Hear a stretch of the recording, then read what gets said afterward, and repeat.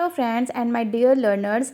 अगर आप लोग सीबीएसई बोर्ड से हैं या 3rd to 5th क्लास के स्टूडेंट हैं तो आपके स्कूल में एक टॉपिक दी जाती है my vision of digital India, जो कि 4th सीबीएसई इम्प्रेशन सीरीज़ का एक पार्ट है, जो कि हमें टीचर्स को ये सबमिट करना रहता है इसे कंप्लीट करके, या आप पैराग्राफ लिख के दें या आप उससे रिलेटेड पेंटिंग्स बना के दें। तो यहाँ पर मैं आपको कुछ पैराग्राफ्स, कुछ लाइन्स 150 वर्ड्स में आप किस तरीके से लिख सकते हैं the topic of my vision of digital India. तो चलिए आइए शुरू करते हैं और देखते हैं कि आप इस टॉपिक के बारे में क्या क्या लिख सकते हैं। और जितनी भी इम्पॉर्टेंट लाइंस होते हैं या इम्पॉर्टेंट वर्ड्स होते हैं उसको हाईलाइट ज़रूर करिए पैराग्राफ में, वो बहुत ही अच्छा इम्पैक्ट पड़ता है आपका एक पैराग्राफ जब आप लिखते हो। तो सबसे पहले हम क्या लिखेंगे, digital India campaign, a campaign initiated by the Indian government is to increase online work via internet connectivity fixing and improving. अब हम नेक्स्ट लाइन में क्या लिखेंगे, our government has started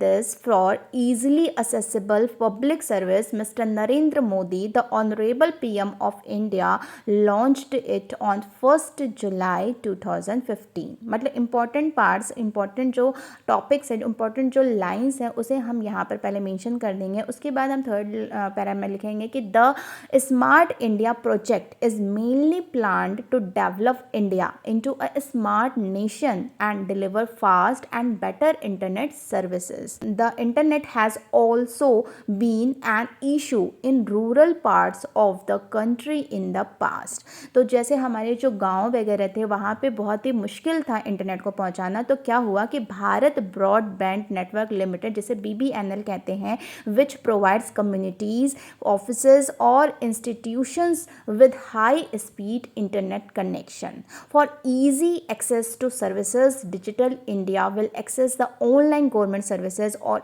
e-government system.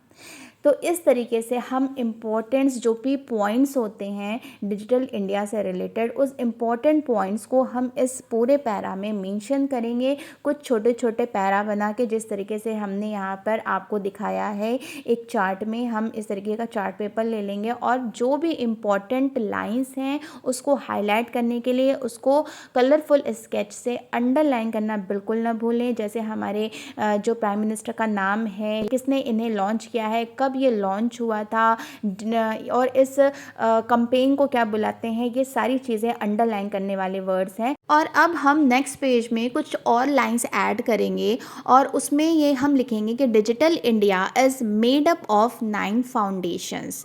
ये बताना भी बहुत इंपॉर्टेंट हो जाता है।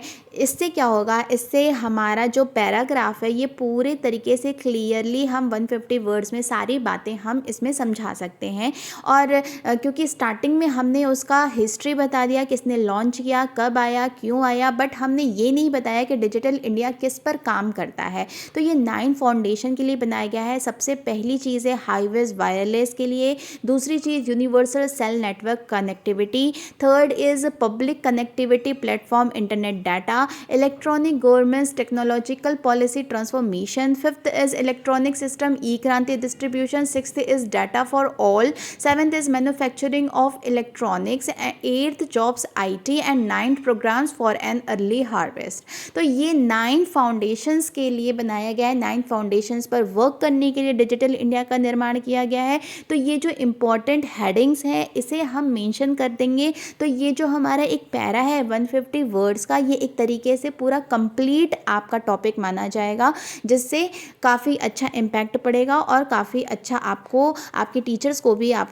जब आप ये सबमिट करोगे तो उन्हें भी काफ़ी अच्छा इम्प्रेशन पड़ेगा आपके इस पैराग्राफ को पढ़ के। तो इस तरीके से आप my vision of digital India के बारे में आप ये 150 लाइंस लिख सकते हैं। और जब ये लास्ट में, जब ये 9 फाउंडेशन के बारे में आप लिख दें तो नीचे अपना नाम, क्लास मेंशन कर दें और थैंक यू लिख दें। That's it. इतना काफ़ी होता है 3rd to 5th क्लास के स्टूडेंट के लिए। तो आई होप कि आपको ये वीडियो पसंद आई होगी और ये जो मैंने आपको ये टॉपिक पे आपको ये लाइंस लिखना सिखाया और इम्पॉर्टेंट लाइंस जो बताए, वो आई होप कि आपके लिए काफ़ी हेल्पफुल रहा होगा। अगर आपको पसंद आती है वीडियो तो प्लीज़ लाइक शेयर ज़रूर कर दीजिएगा। Thank you so much.